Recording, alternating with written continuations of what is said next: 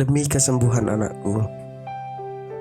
Di sebuah desa nan terpencil hiduplah sebuah keluarga yang terdiri dari seorang anak dan seorang ibu. Suaminya telah meninggal dunia sejak setahun yang lalu. Sehari-hari sang ibu bekerja sebagai sales dari sebuah perusahaan dan digaji sangat murah.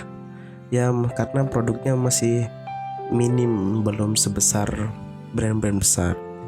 Anaknya yang masih kelas 3 SD sepulang sekolah selalu membantu ibunya di tempat kerjanya, baik itu mengantarkan minum atau menyortir data, apapun yang bisa dikerjakan oleh anaknya. Suatu hari sepulang sekolah si anak menjadi korban kecelakaan dan harus dirawat di rumah sakit. Mendengar berita tersebut, sang ibu pun langsung bergegas tanpa pamit kepada bosnya untuk melihat kondisi anaknya di puskesmas yang letaknya juga tidak jauh dari tempat kerjanya. Sesampainya di sana, si ibu menangis histeris karena melihat putranya terkapar pingsan. Kemudian dokter datang dan berkata, "Ibu ini ibunya anak ini?" tanya dokter. "Iya dok, saya ibunya." "Bagaimana keadaan anak saya dok?" tanya sang ibu.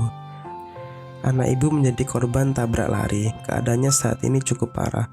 Dia harus menerima perawatan intensif karena cedera di bagian kepala yang menyebabkan pendarahan, jawab dokter.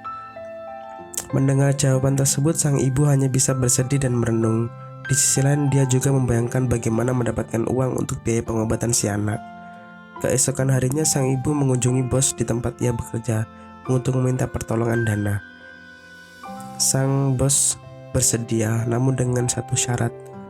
"Saya akan membantu ibu dengan meminjamkan uang. Namun sebagai gantinya, ibu harus bekerja di sini seperti biasa. Namun 80% dari gaji ibu setiap hari akan saya tarik untuk angsuran pinjaman," ucap si bos. Tentu saja hal ini bukanlah hal yang mudah. Pasalnya, untuk biaya hidup sehari-hari saja terkadang masih kurang. Namun karena memikirkan nasib anaknya, Ibu Marniah pun bersetuju.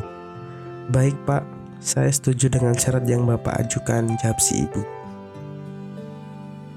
Setelah menjalani pengobatan 4 hari, akhirnya anaknya berangsur sembuh dan diperbolehkan untuk pulang dan sekolah kembali.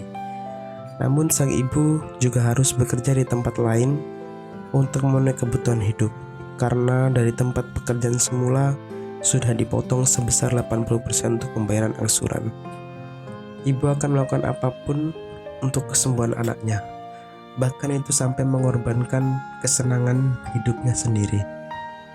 Sungguh mulia hatimu, Ibu.